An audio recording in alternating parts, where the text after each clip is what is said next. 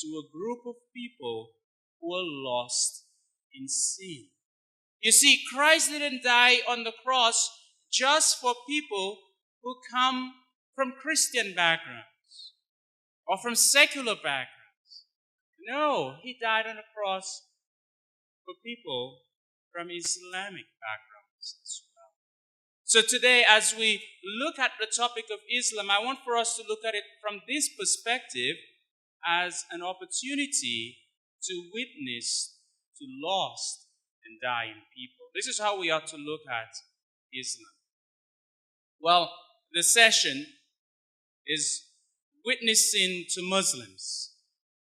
But in order for us to witness to Muslims, we need to know a little bit about what they believe.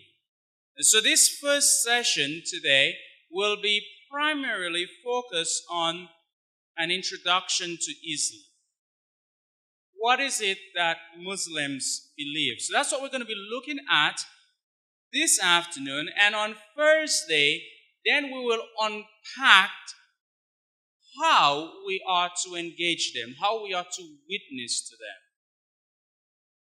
So let us begin by just getting an overview of Islam. Well, statistics show this about Islam. Islam is considered the fastest growing religion in the world. 1.3 billion Muslims in the world. There are only 2 billion Christians in the world. That is about 1 out of 4 people in the world ascribe to Islam.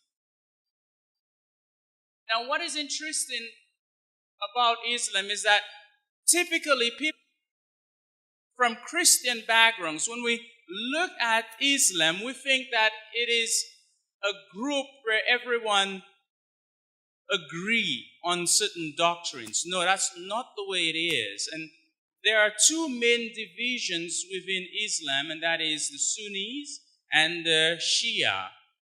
And the majority are Sunnis. But even within Sunni and Shia, there is still breakdowns and divisions. And as we look at Islam in Africa per se, there are many people who claim to be Muslims, and if you ask them, are you a Shia or a Sunni, they wouldn't know. They don't have that vocabulary in their minds. So they may identify themselves with another division or another sect within Islam as well.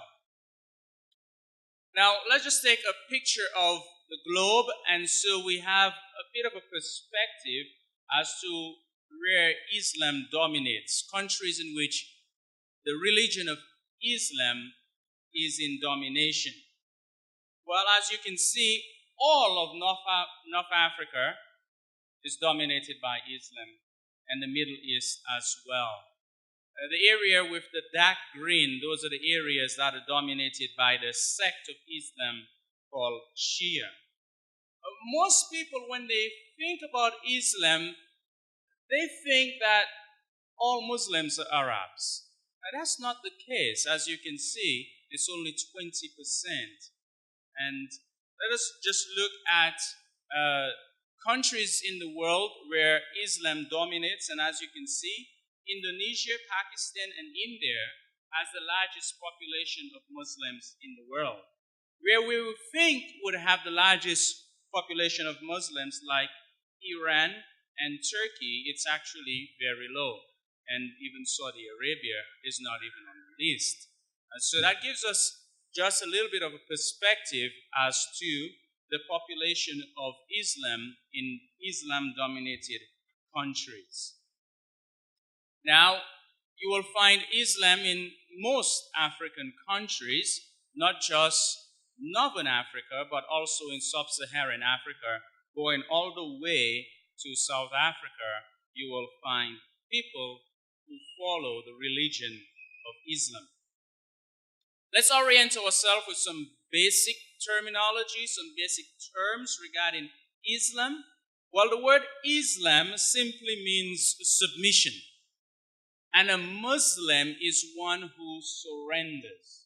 A Muslim is one who submits to Allah. And how does he submit to Allah?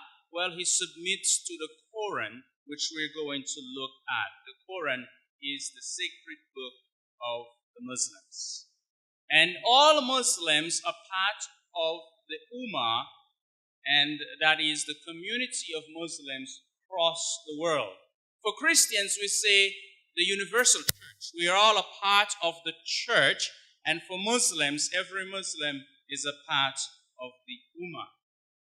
Now, bear in mind, various sects of Muslims will call others heretics and say, you're not a part of the Ummah.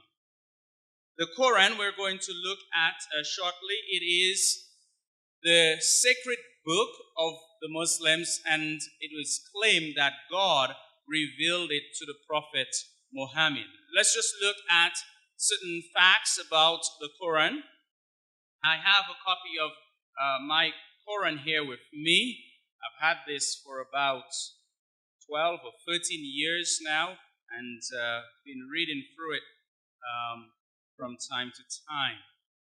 Well, in this book, typically it's not this large. If you have simply an English version of the Quran, it is actually smaller than the New Testament. This particular Quran contains the English translation and the Arabic writing. Well, the Quran contains 114 surahs. In our Bibles, we call them chapters. There are no chapters, they are called surahs, and what we would call verses are called ayah. Now, what is interesting about this book, the Quran, it is written in Arabic, and if you read this in any other language other than Arabic, you are not reading the Quran. That's what Muslims think. The Quran is only in Arabic. It is the heavenly language. Any other language, you are merely reading a translation, but not the Quran. Why is that so? Because God wrote this book in heaven, in Arabic. He wrote it in heaven, and he delivered it to the Prophet Muhammad through the angel Gabriel. We'll talk about this a little bit further. All right. Also, what we will notice when we read the Quran is that it is not chronologically ordered. You see, if you pick up a copy of the Bible, you begin with the beginning, Genesis, and you work your way through to the end, Revelations. That is not the way the Quran is organized. There is almost no sense of context within the Quran. It's just a revelation came and it went in. In fact, the way the Quran is structured is that apart from the very first surah, the very first chapter, it is structured by length. That is, the longest surahs are at the front and the shortest surahs are towards the end. That is the structure of the Quran. It is not an organized book. It is mishmash. For example, let's say you're reading the letter of Paul to the Romans. Well, there is a sequence of how Paul lays his arguments. There is no such thing in the Quran. The closest thing that you can sort of identify it with is the book of Proverbs. You just have one proverb and another proverb that is not connected to the previous one. That is how the Quran, in most parts, is written. There are certain sections where you have 8 or 9 ayahs that are in context, but apart from that, it's mishmash text. Now, according to Muslims, the Quran was given as guidance for the world. It was given to us to guide us. For example, in Surah 43, verses 2 to 4, or Ayah 2 to 4, it says, by this book, that is the Quran, by this book make things clear we have made it a Quran in Arabic, that ye may be able to understand and learn wisdom. And verily, it is the mother of book, in our presence high, in dignity full of wisdom. So that is the statement from the Quran to everybody, to humanity, that this is a clear book, and it is the mother of books, and it is given to us for guidance and for wisdom. Now, for us as Christians, we have one ultimate source of authority, and that is the Bible. Not so in Islam. You see, most people think, well, Muslims have one sacred book, and that is the Quran. Not true. There is the Quran, and there is the Hadith. The Hadith is a secondary collection of books. What is Hadith? Well, a Hadith is a short story about Muhammad, what he did or said. So anything that Muhammad did or said, they have collected as much as they can in various collections of books called Hadith. Why is that so? Well, that is the case because when Muhammad died, he left only the Quran. Now, as I mentioned, the Quran is a very small book. It does not address a lot of issues in life. And so as the Muslim community were facing various issues, and they don't have the prophet to tell them how to deal with this, they then said, well, let's look at the examples of the prophet in his life so that we'll be able to deal with the situations now. So questions, for example, as when you prepare yourself for prayer, you wash your hands for prayer, which hand should you wash first? Well, someone says, I remember the prophet used the left hand first. Therefore, we use the left hand first. Practically everything Muhammad did is a pattern of life. Now, as these stories of Muhammad were being collected, the community start recognizing there are certain things here that Muhammad certainly did not do at all. Somebody wanted to get away with something and said Muhammad did it, because these stories were collected approximately 200 years after he passed away. So there are lots of forgeries in this. And because there are lots of forgeries in this, the Muslim scholars have sought to identify which of them genuinely belongs to Muhammad. And they then structure their hadith or their collections of hadith as sung, good, weak, or forged. All right? Now, there are two sung collection of hadith that every Muslim adheres to, because there are many collections, and the Shia and the Sunnis don't all agree on which collection to use.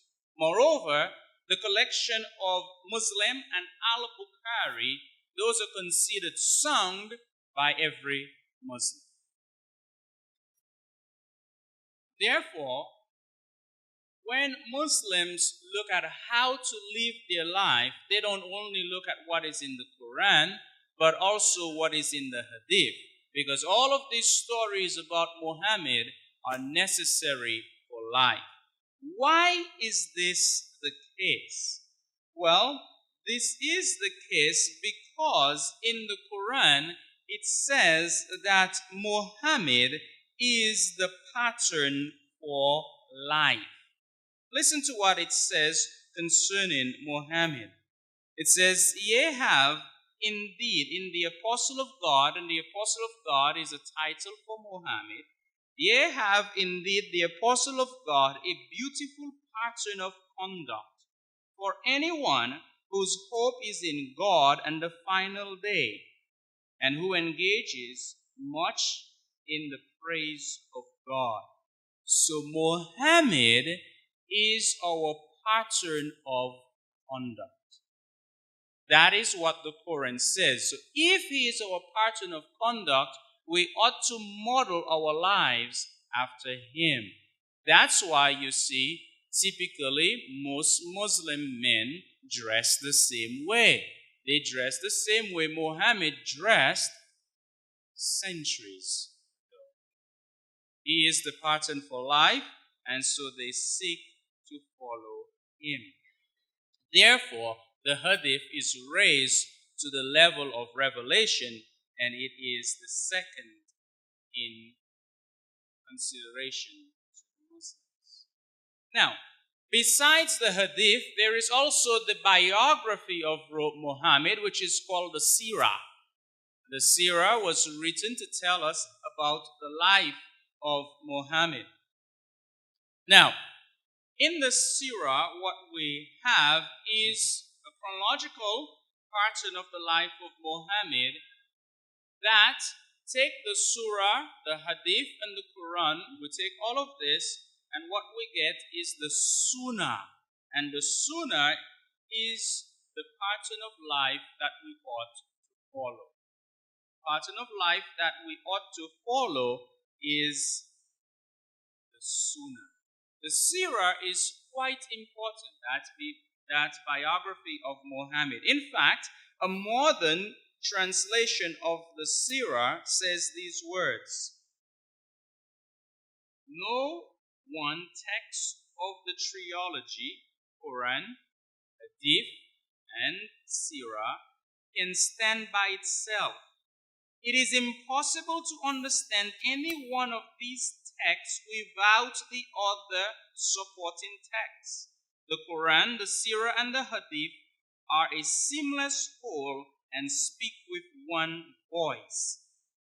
If it is in the trilogy, it is Islam. So to have Islam, you don't just have the Quran, you have the Quran, the Hadith, and the Sirah. That's how we get Islam. Now we want to look at the 5 articles of faith for the Muslims. And the first one is belief in one God. We are Christians. We are monotheists. Muslims are also monotheists. We believe in one God. But there is a distinction with our view of God and that of Islam. Our view of God is that we call Trinitarian. I'll explain that in a moment. The Muslim view of God is Unitarian. You see, for us, there is one God, that is, there is only one being who has the nature of God, but within that one nature of God, there are 3 persons. Not so with Islam. In Islam, there is one nature and one person. It is Unitarian, and it is a very fixed point in Islam. To deny Unitarianism is to commit the greatest sin in Islam, and that sin is called shirk, ascribing partners with Allah. So Christians who believe in the Trinity are committing the greatest sin in Islam, and that sin is called shirk.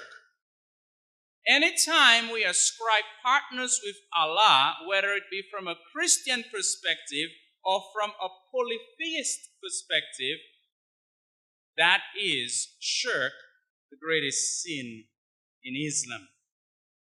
The second article of faith is belief in all the messengers. You see, Islam do not simply stand on its own. Islam needs Christianity and Judaism to stand because Islam sees itself as following in the line of Judaism and Christianity, and Muhammad is the last prophet. See, they believe in the prophets prior to Muhammad. In fact, according to the Quran, there are many prophets that God has sent. God has sent a prophet to every nation on the earth to instruct them about monotheism and the worship of Allah. Unfortunately, the nations reject the message. They reject the messengers and they reject the message of God. Therefore, in Islam, Adam is a prophet, Jonah is a prophet, Noah is a prophet, Abraham is a prophet, Isaac and Ishmael are both prophets, Moses is a prophet, Jesus is a prophet, and 25 prophets that are named in the Quran. So they certainly believe in the messengers that preceded Muhammad, but they do claim something very special about Muhammad, and it's this. Muhammad is the seal of the prophet. That means he is the last prophet and the only prophet that was sent to the whole world. Moses was sent to the Jews. Jesus was sent to the Jews. The other prophets were sent to specific people, but Muhammad was sent to the whole world. It is interesting to see what the Quran says about the prophets. In Surah 2, Ayah 146, it says, we say, now in the Quran you'll see the plural, we or us, referring to Allah. It's called the majestic plural. The Quran reads, we say, O Muslims, we believe in Allah and that which is revealed to us and that which is revealed unto Abraham and Ishmael and Isaac and Jacob and the tribes and that which Moses and Jesus received and that which the prophets received from the Lord. We make no distinction between them, and unto them we all surrender. According to the Quran, they make no distinction between all the prophets, and they surrender to all the prophets. Okay, you're probably asking, but they don't surrender to Jesus. We'll get to that. Just hold on. Be patient. Let's look at something concerning Muhammad himself and how he views the prophet. We've said he is the seal of the prophet, and he has established the Ummah, the community of people who truly worships God. The next article of faith is belief in the books sent down to the prophets. You see, in Islam, it is believed that God sent a book to all the prophets. All the prophets received a book. Moses received the book. Jesus received it. And so they believe in the books. Now, the ones that they give consideration to are the Torah and the Gospels. That's what they give consideration to. Now, in their mind, there are not 4 Gospels as we have it in our Bible. There is one Gospel that was given to Jesus. So when you give a Muslim a copy of the Bible and they see 4 Gospels, they wonder what's going on. Okay, because there was one Gospel given to Jesus. And so they certainly have to appreciate the books that were given prior. Now we're going to look at this in greater detail, but let me just mention this. To the Muslim, God gave all of these books to the prophets. Most of these books got lost or corrupted. So, while we have the gospel and the Torah, the Muslims believe that the Jews corrupted the Torah. Recently, I was at Manda Hill and there was a Muslim man passing by, and I just stopped him and I said, Sir, I'm reading the Quran and I just have a few questions. Do you mind answering my questions? And he was very delighted to answer my questions. That's how you do evangelism. You say, I have a few questions. Do you mind answering my questions? And so we stopped and we spoke for a while. And he made the very same statement. Every Muslim seemed to make the same statement.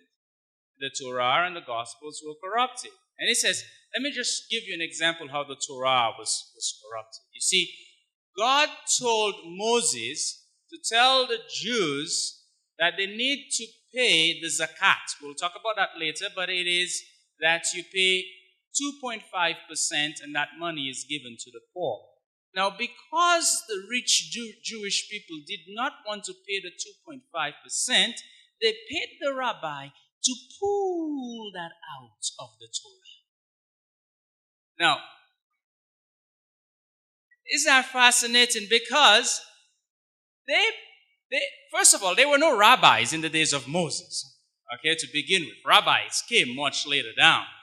Now, what is fascinating, which I didn't get to, I got to something else, is that they were so concerned about 2.5% that they paid the rabbis to pull it out, but Moses says give 10%. Why didn't they pull that out? Well, that is standard Muslim teaching that the Gospels were the Gospel and the Torah.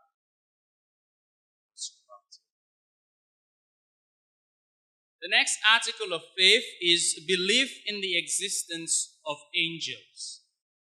These articles of faith, these are things that all Muslims should believe.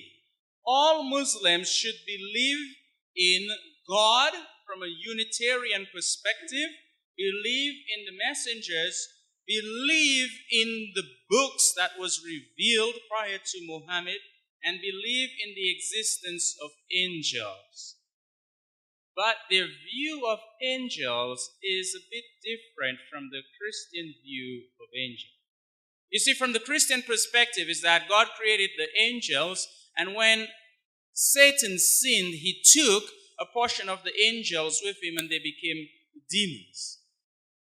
Well, from the Islamic perspective, angels cannot sin. It's impossible for angels to sin. Satan was not an angel, he was a jinn. Okay? Jinn is another type of being like angels. We can't see them unless they take on physical form. Satan was a jinn, and the evil spirits that are around us are all jinns. The angels are all good, and they always submit to Allah, and they do Allah's will.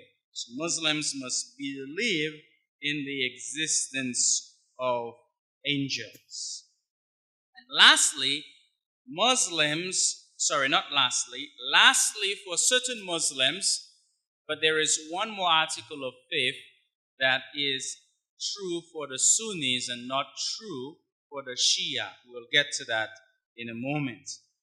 But lastly, for the Shia, and certainly true for all Muslims, is belief in the day of judgment and life after death.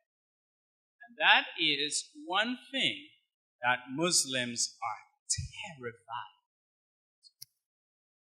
terrified of. You see, there's no assurance of faith in Islam. There's no assurance of salvation in Islam. Everybody who comes into the world world, and after they are born, they have two angels on their shoulders. One is recording the good deeds, and the other is recording the bad deeds. And at the end of your life, if you have more bad deeds than good deeds, you go into eternal torment. So do you see why Muslims are so terrified of the Day of Judgment? How do you know that your good deeds exceed your bad deeds? You can't know that. You don't see the angels recording them and say, now I can pay you 100 kwacha. Can you erase some of my bad deeds? And you can't do that. So those of you who thought you could bribe the angels, it's not possible. So Muslims are terrified of the Day of Judgment, and that was a cardinal teaching of Muhammad. The sixth article of faith, which is not true for the Shia, but is true for the majority of Muslims, is divine decree and predestination. Now, let me just read to you what one Muslim scholar writes about this. His name is Kenneth Craig.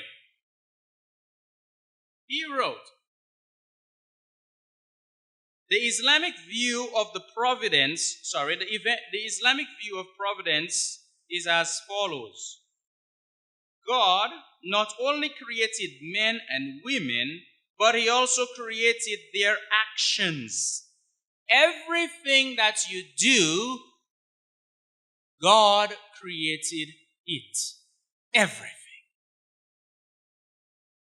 God created their actions.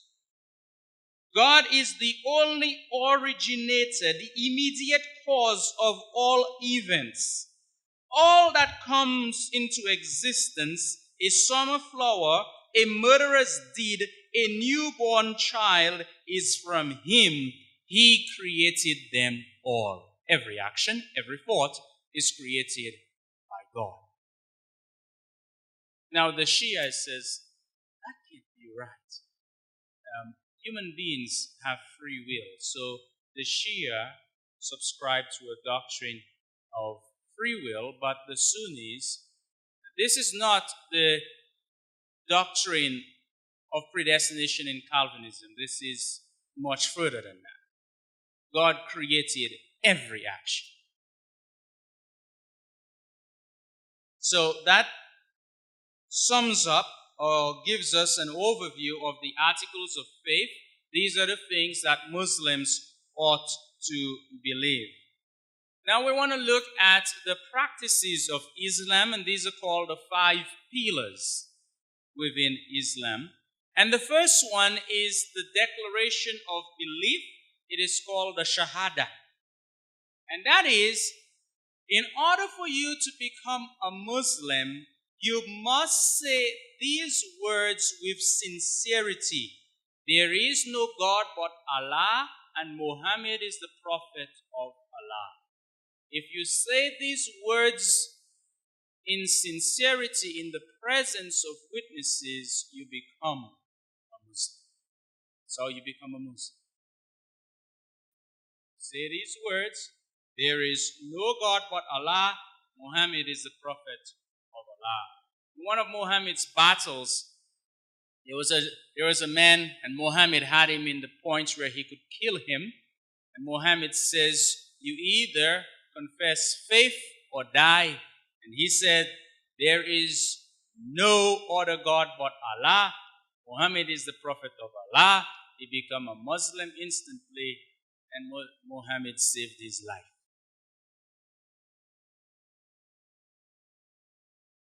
The next pillar is prayer, which is called Salat. And Muslims are supposed to pray 5 times a day. And when they pray, they're supposed to face the Qibla in Mecca. That's why Muslims face the east when they pray. They're supposed to face this direction. and pray 5 times a day. If they can meet in the mosque for the daily prayers, then they are encouraged to do so. However, on a Friday, all Muslims are supposed to attend the mosque for their Friday prayer. And after the Friday prayer, there is a sermon from the Imam. Okay? So, the Muslim mosque, it is not like our churches. You see, if you go to a church, you sit. Okay? When the pastor says, let us pray, bow your head. There are no chairs in the mosque for prayer. Everyone takes off their shoe upon entrance and walks into the mosque, and they do the prostration. They get on their knees, they put their head to the ground. This is a sign of reverence to God. Now, this whole idea of the prostration, they got this from the Bible. Isn't that how we see some people in the Old Testament pray? In fact, that's the way Jesus prayed when he was in the Garden of Gethsemane. He prostrated himself before God. Much of what we see in Islam is not original to Islam. It is taken from the Bible or from the traditions around Muhammad, what the Arabs did prior to the call of the Prophet Muhammad. Now, interestingly, within their prayers, these five daily prayers, these are simply recitations of the Quran. They simply repeat passages from the Quran as their prayer. Okay, so these are not your heart pouring out to God. Yes, you can do that, but the structured prayers are simply repetitions from the Quran. The next pillar of faith is fasting, and that is on the month of Ramadan, for a whole month, Muslims fast during daylight hours. So as long as there is sunlight, you don't eat. And you eat after the sun sets. It is said that more food is consumed in a Muslim community during the month of Ramadan than any other month in the year. And they must get really hungry. I remember working with a Muslim young lady. I worked with a number of them. And this young lady, she said to me, Mr. Paul, during the month of Ramadan, do you mind if I stay downstairs rather than go upstairs where the cafeteria is, because the smell of the food is difficult for me? So I said, yes, you can stay down here. Just make sure you don't disturb the other employees while you're down there. So she stayed and she played and she read her book and so on. But we need to take these things into consideration as we're dealing with Muslims. We ought to show love and kindness to them. Certainly, if you were fasting all day and you were sitting in the kitchen with all the smell of the food coming up your nose, the chicken and the wings and all of these delicious things that you eat, it would be quite trying, wouldn't it? So I allowed her to have that break. Well, lastly, I mentioned the zakat. That is, every Muslim is to give 2.5% of their annual income. It is given to the mosque, and the mosque gives it to people in need. You see, when Muhammad was called, or supposedly called, one of his great concerns was the plight of the poor people in Mecca and how they were abused and ill-treated. And so Muhammad made it a pillar of faith to give to the poor. So we need to appreciate some of the things that Muhammad did for. And lastly is the pilgrimage to Mecca. It is called the Hajj.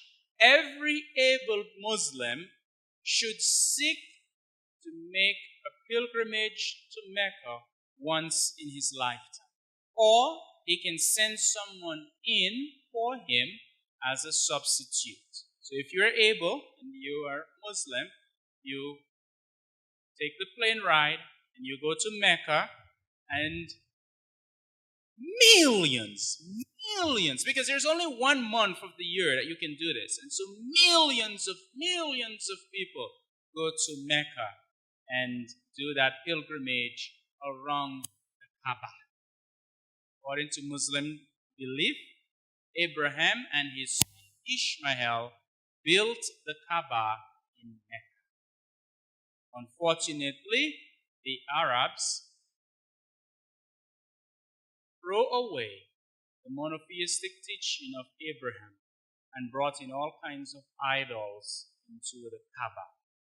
And Muhammad cleared the Kaaba of all of these idols and now makes it a place that true believers in Allah should visit once in their lifetime. Now let's talk a little bit about Muhammad himself. Because Muhammad is so central to Islam, we must know certain things about Muhammad because of the significance of this man. Well, Muhammad was born in AD 570, and just prior to his birth, his father passed away, and when he was 6 years old, his mother passed away, leaving him as an orphan, and he was raised by a man who was his uncle, who took care of him and taught him the caravan trade. And so Muhammad would travel from Mecca all the way to Syria and learn the caravan trade.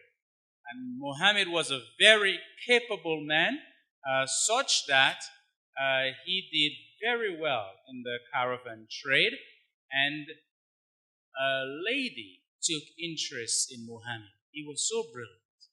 He was so good at what he did that this lady gave Muhammad a job to work for him and married him. She was a wealthy woman, 15 years older than Muhammad, and she married the young, charming man when he was 25 years old. And Muhammad lived with his wife Khadijah, and all through the time that he lived with Khadijah, he remained very loyal and very faithful to his wife Khadijah. Then when Muhammad was 40 years old, during the month of Ramadan, Ramadan was a month that the Arabs recognized as a special month, Muhammad went to a cave to meditate. Muhammad had some deep religious feelings all through his life, and he was very much disturbed by the immorality in Mecca. So Muhammad would often pull himself away from Mecca and isolate himself and spend time in meditation. Well, while Muhammad was in that cave, according to Islamic teaching, the angel Gabriel came to him and said to him, "Recite." Muhammad responded, "I am not a reciter." The angel overwhelmed him and says, "Recite." And Muhammad says, "I am not a reciter." The angel overwhelmed him and said, "Recite." And this is called the night of power, when the angel met Muhammad. And it is at this point that the angel gave Muhammad the very first revelation in the Quran. See, the Quran wasn't revealed all at one time. It was revealed over a period of 20 years. And the very first revelation that he received is in Surah 96, verses 1 to 3. It says, "Proclaim in the name of your Lord, who created man from a clot of blood. Proclaim, your Lord is the most generous, who teaches by the pen, teaches men what he knew not. This is the first revelation that Muhammad received. Well, after Muhammad received that revelation, how do you think that Muhammad dealt with it? Well, Muhammad was terrified. So terrified that he thought he was demon possessed and he wanted to kill himself. But his wife, Khadijah, she comforted him. She loved him. And she said, I have a cousin that you should speak to. And the cousin sent word to Muhammad saying, what you have experienced is the same as the prophets have old, or the same as the prophets of old. They all experience a similar thing when God called them. Please bear with me for one moment. Moses, did he experience that? Elijah, did he experience that? Abraham, did he? Can you tell me which prophet experienced this type of thing such that he wanted to kill himself? None. But Muhammad believed it. Khadijah believed it. And so Muhammad started preaching about monotheism in Mecca. Now, Mecca was a great religious city of that day. People would travel from far to come to Mecca because that was the home of 365 gods in the Kaaba. And so when Muhammad started preaching about Judgment Day and about monotheism, how do you think the people in Mecca responded? They ridiculed. And his followers, they persecuted them. Now, because of Muhammad's tribe, he was from the Quraysh tribe, which was sort of prestigious in Mecca, and because of his financial power and his wife Khadijah, they wouldn't touch him personally, but they so persecuted his few followers that he sent a group of his followers all the way from Mecca to Ethiopia. At this time it was called Abyssinia, and there the king of Ethiopia received them and cared for them. He was a Christian. Shortly after that, Khadijah died and Muhammad's uncle died, and so the persecution came really strong upon Muhammad. So strong that Muhammad had to leave Mecca. And Muhammad left Mecca and went to Medina. Now, this leaving Mecca and going to Medina is something extremely important in Muslim theology. In fact, it is so important to Muslim theology, it is called the emigration, and it is the first day of the Islamic calendar. For us, the first day is the birth of Jesus. The calendar is based on the birth of Jesus. The first year in the Islamic calendar is based on when Muhammad fled Mecca and went over to Medina. Now, when he arrived in Medina, he's received a much better response. You see, because in Medina, there were large numbers of Jews. Certainly, they're going to be favorable to monotheism, and so they had shared about this monotheistic religion in Medina. So even the non-Jewish people in Medina had some appreciation for monotheism. Moreover, there was tribal conflicts going on in Medina, and the leaders of the city thought that Muhammad could help arbitrate, and he did a really good job at it. He did a really good job in settling the constant conflicts between the various tribes in Medina. And so his influence continued to grow. So his influence grew tremendously.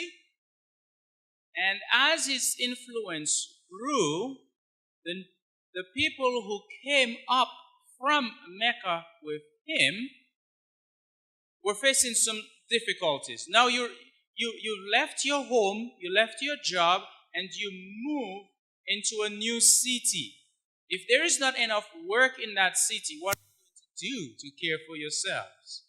Well, what became common for his followers was raiding the caravans. As the caravans were making their way across, they would ambush the caravans and take away all the goods. Muhammad did it too. Before we speak about Muhammad and his raiding of the caravan, I may just mention how influential he was. His popularity grew.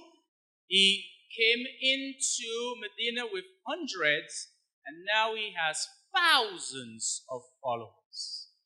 Well, Khadijah is dead, and the prophet has received revelation from God that a man can have up to 4 wives.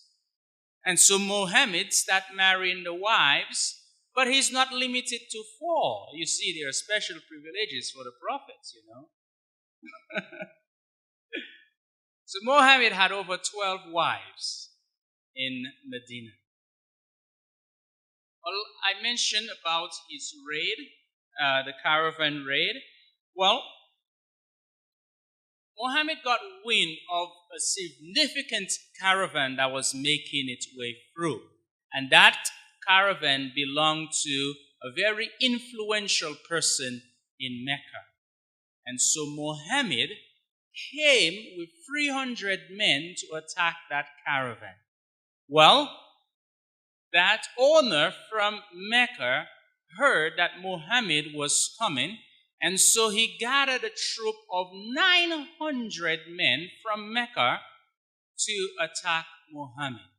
So Muhammad was greatly outnumbered 3-1. Nevertheless, Muhammad won the battle. This battle became the mother of all battles. For Muslims, this is significant. It then confirms that Muhammad is a prophet of God, because how else could he overwhelm an army of 900 men with only 300? And so for Muslims, this is very, very simple. Well, after he did that, his popularity just exploded. People just came into Islam in droves, thousands. In fact, so much so that Muhammad decided, I can now return to Mecca, because that's where Islam needs to have its base of operation. So Muhammad returned with an army to Mecca of 10,000 men. The Meccans, they couldn't overpower him at this point.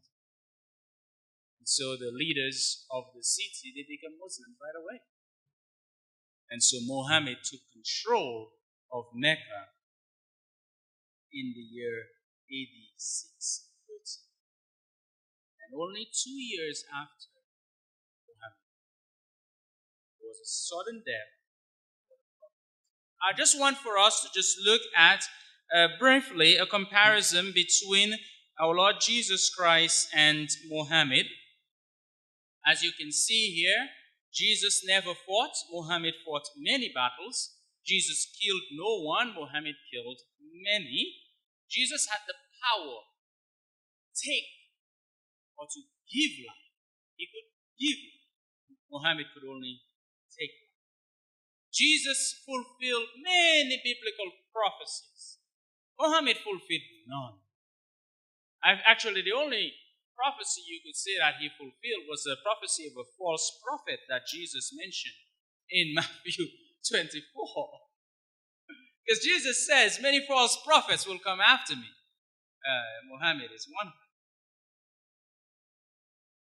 Jesus never sinned. In fact, the Quran confirms the fact that Jesus never sinned. And yet still, Muhammad was a sinner. In the Quran, it says Muhammad was a sinner. Jesus never owned any slaves. Muhammad owned many. Jesus was virgin born. Muhammad was not. But the most significant thing is Jesus died and he rose from the grave. All the other prophets died. They remained dead. But not the Lord Jesus, because he is the Son of God. He died and he rose from the grave. And that is our victory. In fact, so significant is the resurrection that Paul writes in 1 Corinthians 15 that if the resurrection is not true, we're all in our sins. Resurrection is the cardinal point of Christian theology.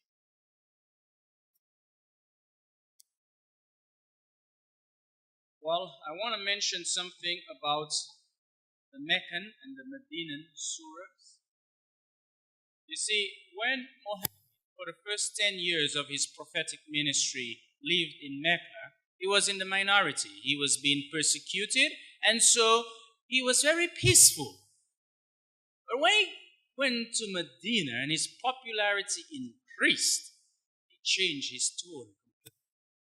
And so what you will see in the Quran is that there's a difference in tone between the Meccan surahs and the Medinan surahs. In the Meccan surahs, it's very peaceful. So you see things like there is no compulsion in religion. Another surah says, verily, those who believe and those who are Jews and Christians and Sabians, whoever believes in Allah and the last day and do righteous good deeds shall have their reward with the Lord. On them shall be no fear, nor shall they grieve. Very peaceful. Christians, if you do good deeds, you will be with the Lord. But in Medina, we see a difference in the tone of the surahs. The first one I want to mention is in 9:36. It says, fight the pagans all together as they fight you all together. And the Jew says, Ezra is the son of Allah, and the Christian says, the Messiah is the son of Allah. That is their saying with their mouths. They imitate the saying of those who disbelieve of old. Allah himself fighteth against them. How perverse are they? Listen to this next one. It says, O prophet, strive against the disbelievers and the hypocrites. Be harsh with them. Their ultimate abode is hell. That's the end. Another one says, fight against such of those who have been given the scriptures as they believe not in Allah nor the last day, and forbid not that which Allah has forbidden by his messenger. One of the things that annoyed Muhammad was that the Christians eat pork.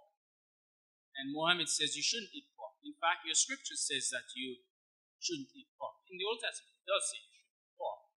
Now we understand that Jesus, when he came, he says all foods are clean. But Muhammad didn't understand Christian theology very well.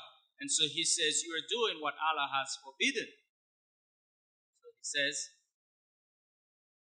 and they forbid not that which Allah has forbidden by his messenger, and they follow not the religion of truth until they pay the tribute readily being brought.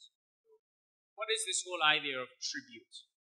Well, what Muhammad was teaching and what he did and his followers did is that when they arrived at a Christian community, they gave them two options.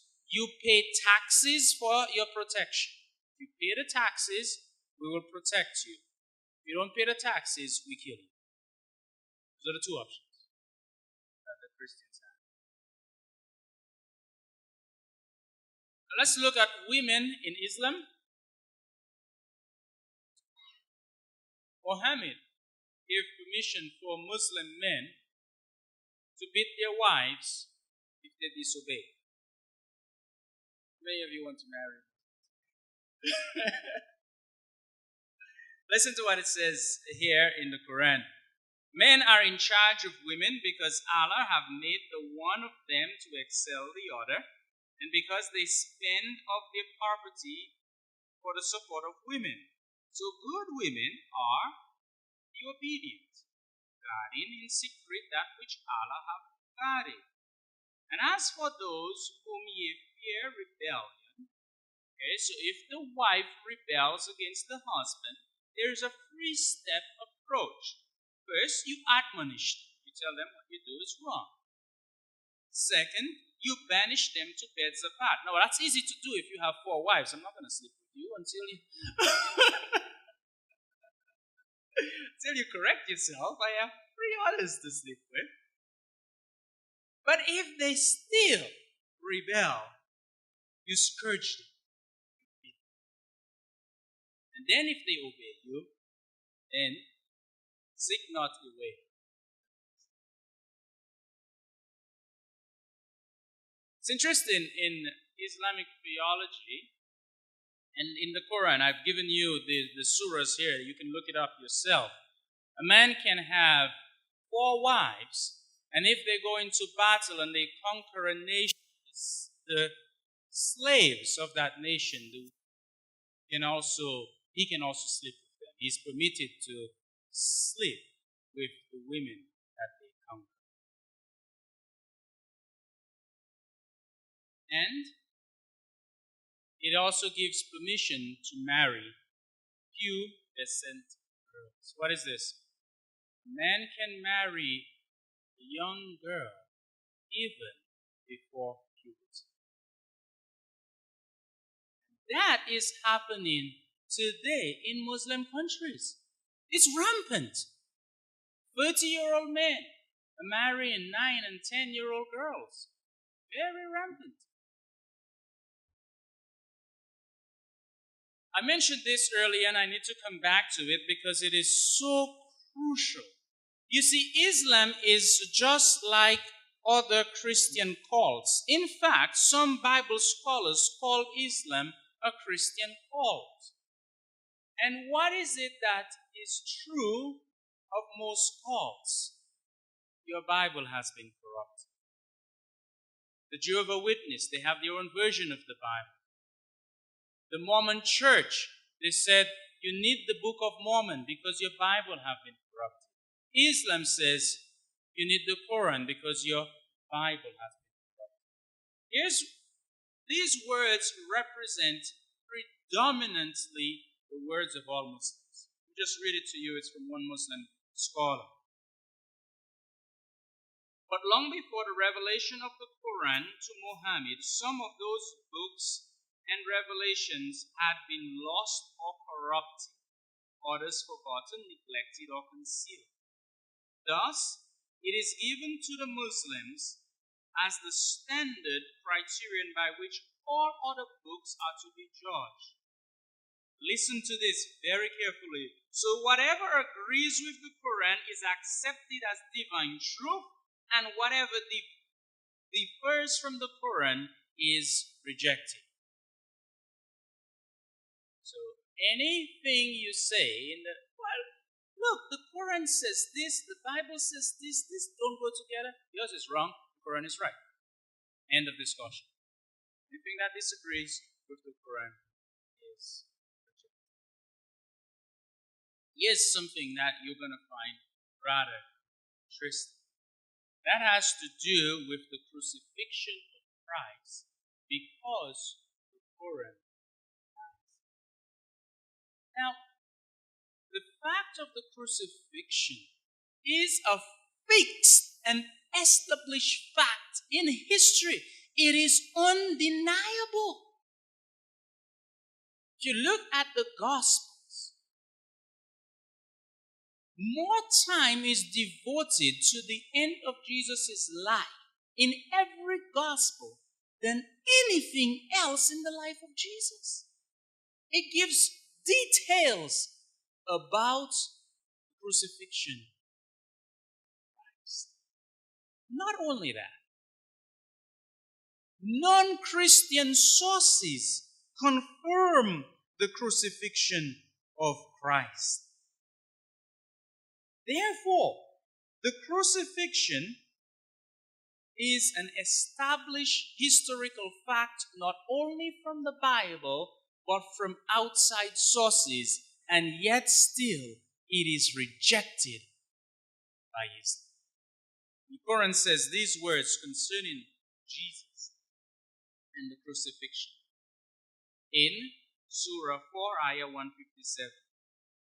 And because of their sin, we slew the Messiah, Jesus the son of Mary, Allah's messenger. They slew him not, nor crucified him, but it appeared so unto them. And lo, those who disagree concerning it are in doubt thereof. They have no knowledge, therefore, save pursuit of conjecture. They slew him not. Typically, what Muslims do is that they bring what is called the swoon theory. It wasn't Jesus that was on the cross, it was someone that looked like Jesus that was on the cross. Allah took him to heaven.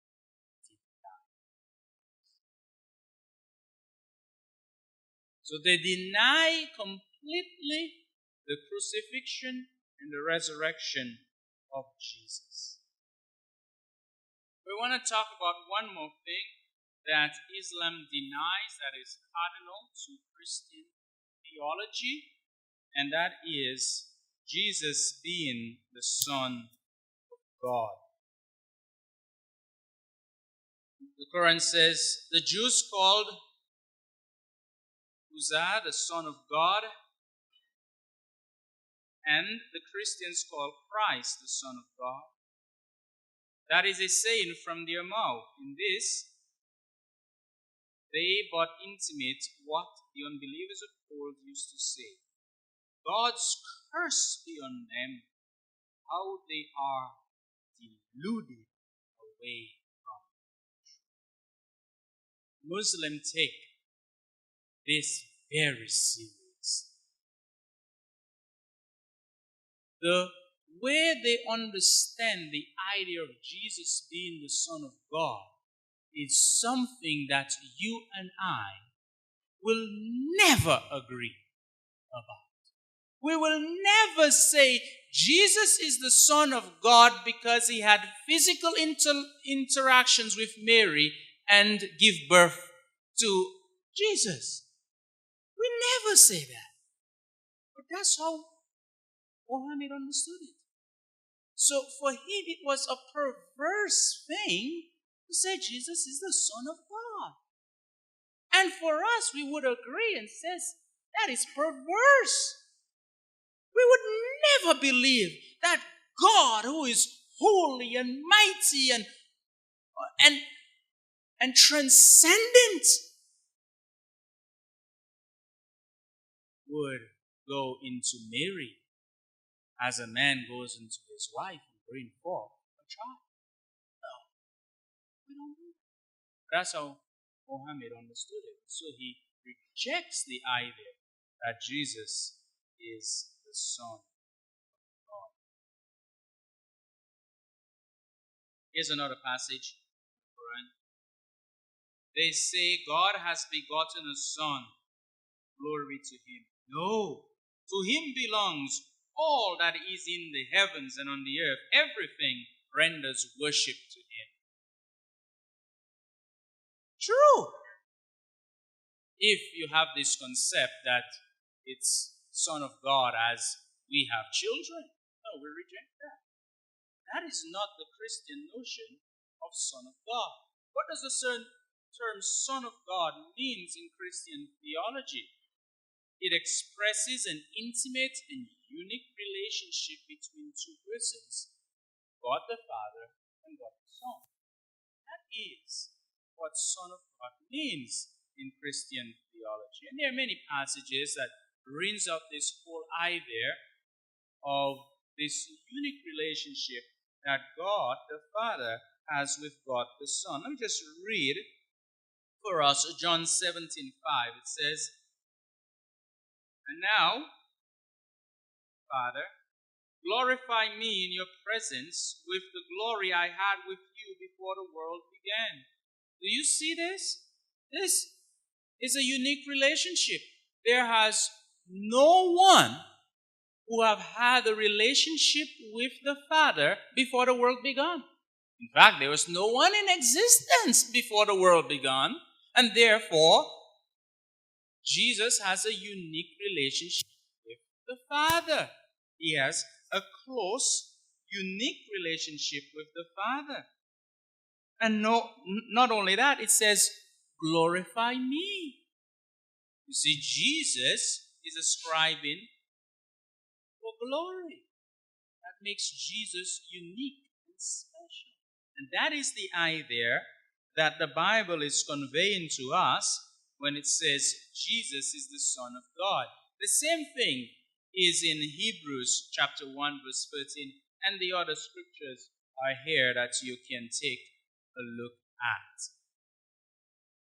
But we're coming to an end, and this was only to whet your appetite, to say to you, here's the basics of what Islam teach, but we shouldn't leave it there, should we? No. We can't be content in just knowing what they teach. We need to come back on Thursday for the next seminar, which is, how do we witness to them? That's what we want to do on Thursday. Let me close it. Heavenly Father, I want to thank you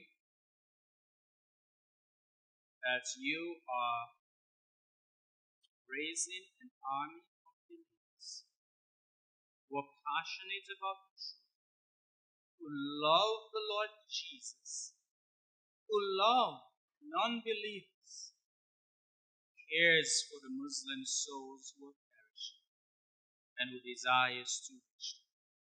May you, O God, stir our hearts even further to be engaged in what you are doing to reach people who are lost